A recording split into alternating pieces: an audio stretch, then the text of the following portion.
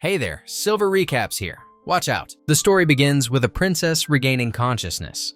As she wakes up, it all comes back to her. She was drugged and is now held captive. Suddenly, she hears approaching footsteps. Acting quickly, she pretends to still be unconscious, mimicking the way she was lying before. Two guards enter the room and the princess springs into action, attacking them. Turns out, she's a skilled fighter. She defeats both guards, locks them up in her place, and moves to another room. From there, she looks down from a higher vantage point and sees a prince from another kingdom named Julius. He has captured her parents and her younger sister. At this point, the story shifts to a flashback. It's revealed that the princess and Julius were once set to be married. However, Julius was not a good person, and the princess didn't like him. On their wedding day, she ran away, refusing to marry him. Seeking revenge for her rejection, Julius attacked her kingdom, captured her family, and is now holding them hostage. His ultimate goal? To force the princess into marriage so he can become the king of her land. For Julius, marrying her has become an obsessive ambition. Returning to the present, the princess manages to escape the room she's in. But as soon as she steps out, she encounters a masked guard wearing an intimidating iron helmet. The princess bravely faces him and, with her skill and courage, defeats him as well. Meanwhile, Julius is shown talking to his commander. He orders him to check if the princess is ready. The commander in turn sends one of his soldiers to the princess. This soldier is unusually large and heavily built. The princess, who is currently in the fortress's upper levels, must find a way to descend and escape. Her first move is to head back to her room, where she retrieves a sword given to her by her master, the one who taught her combat and swordsmanship since childhood. Despite her father's disapproval of her training, as he always wanted a son to fulfill such roles, the princess proved herself as a warrior. As she prepares, the guard sent by the commander arrives, searching for her.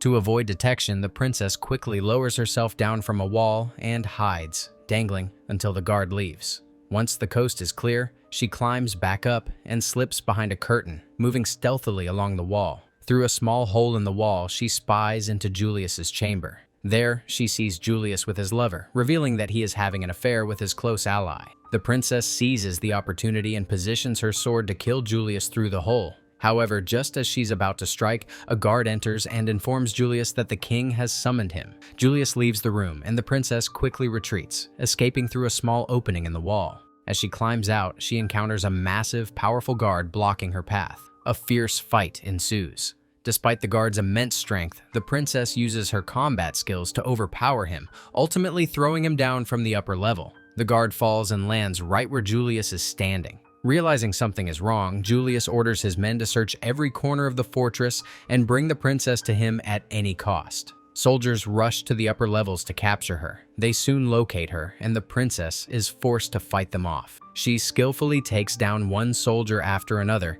demonstrating her superior fighting abilities. However, the sheer number of guards overwhelms her. In a desperate move, the princess grabs one of the soldiers and leaps from the upper level. Using the soldier as a cushion, she lands unharmed, while the soldier is severely injured by the impact. The scene begins with soldiers already present, one of whom suddenly attacks the princess. To save herself, she leaps out of a window, grabs onto a piece of cloth to slow her fall, and manages to land safely. She quickly slips into another room through a window. However, the fall leaves her badly injured. Just as she tries to gather herself, she senses someone else in the room. Instinctively, she attacks, only to realize it's not a soldier. It's her master, her teacher. Her master notices the princess's severe injuries and immediately begins treating her wounds. The princess, surprised to see her, asks, "What are you doing here?" Her master explains, "I came here to find you. After you refused to marry Prince Julius, he attacked our kingdom, killing countless innocent people without mercy." Hearing this, the princess feels deep guilt, blaming herself for the tragedy. But her master reassures her, saying,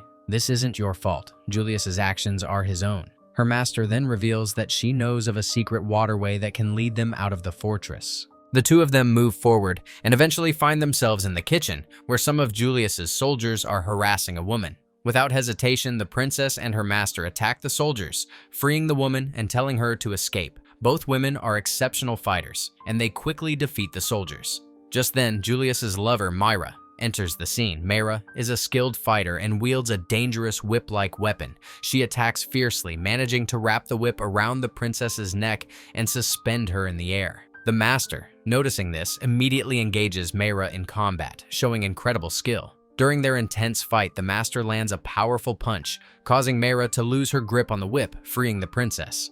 As the fight escalates, the master cleverly sets a fire, forcing Mayra into a corner. Mayra loses her footing and falls into the flames, giving the princess and her master a chance to escape. The two make their way to an exit leading to the waterway. At the entrance of the waterway, the master tells the princess, "You must go on alone from here. Mayra will come after us, and I need to stay behind to stop her." The princess protests, unwilling to leave her master behind. But the master insists, saying, "Your family needs you. You have to save them. This is the only way." With a heavy heart, the princess agrees and follows the waterway. The waterway leads her to a large prison by a lake, where her entire family is being held captive. As she approaches, she notices 3 guards stationed there. These guards are drinking, gambling, and completely distracted. Taking advantage of the moment, the princess quickly attacks them before they realize what's happening. Using her exceptional combat skills, she takes them down one by one, leaving no chance for retaliation. Her father, the king, watches all this unfold. The same father who never wanted the princess to learn to fight,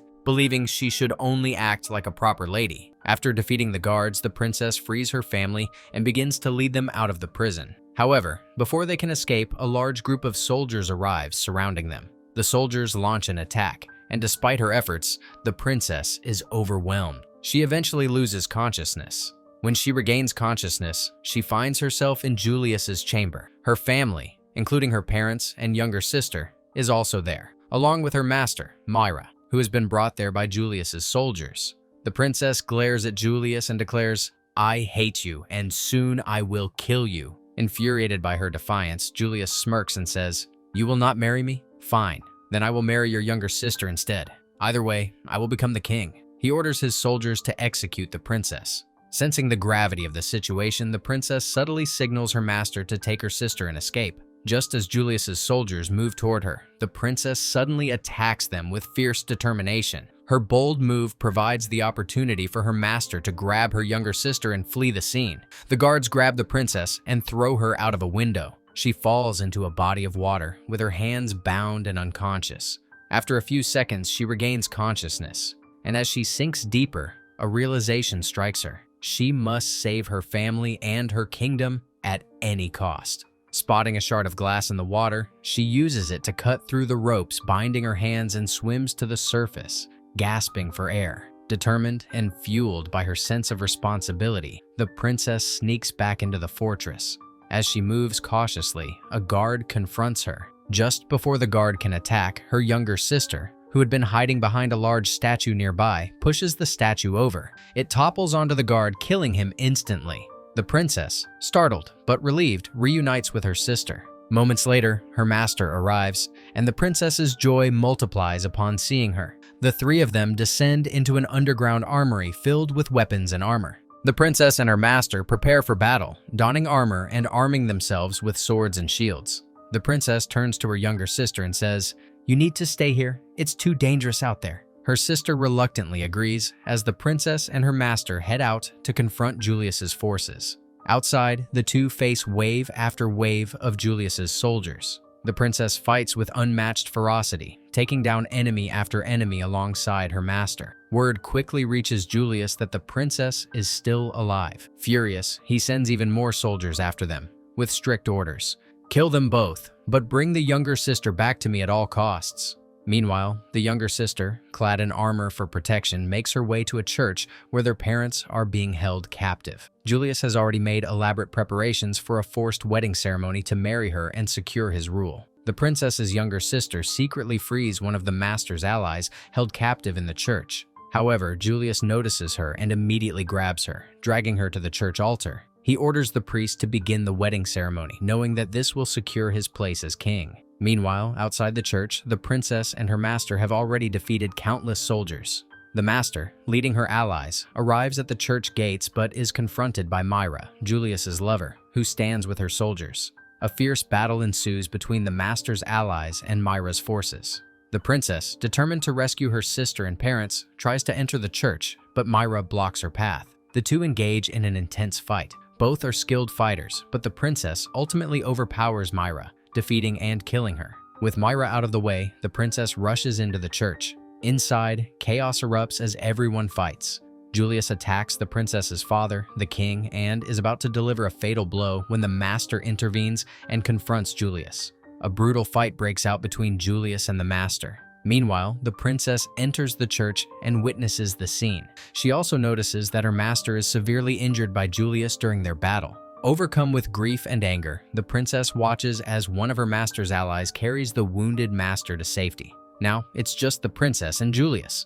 They engage in a final sword fight. Julius proves to be a formidable opponent, managing to wound the princess during their duel. The battle spills outside the church, where Julius forces the princess to her knees, exhausted and gravely injured. He places his sword at her neck, announcing his victory and declaring himself the new king. "From now on, no one will dare challenge me," he proclaims arrogantly. As the princess kneels, battered and seemingly defeated, she recalls the words of wisdom her master had once told her. During a fight, always stay focused on your enemy in the battle. Never waste an opportunity when it presents itself. Summoning her remaining strength, she calms herself and waits for the perfect moment. Julius, distracted by his own triumph, looks away for a brief moment. The princess seizes the opportunity, grabbing his sword and using it against him. With one swift strike, she kills Julius, ending his reign of terror. With Julius defeated, the princess returns to her father and places the crown back on his head. The king, who had always wished for a son, looks at his daughter with immense pride. He declares before everyone,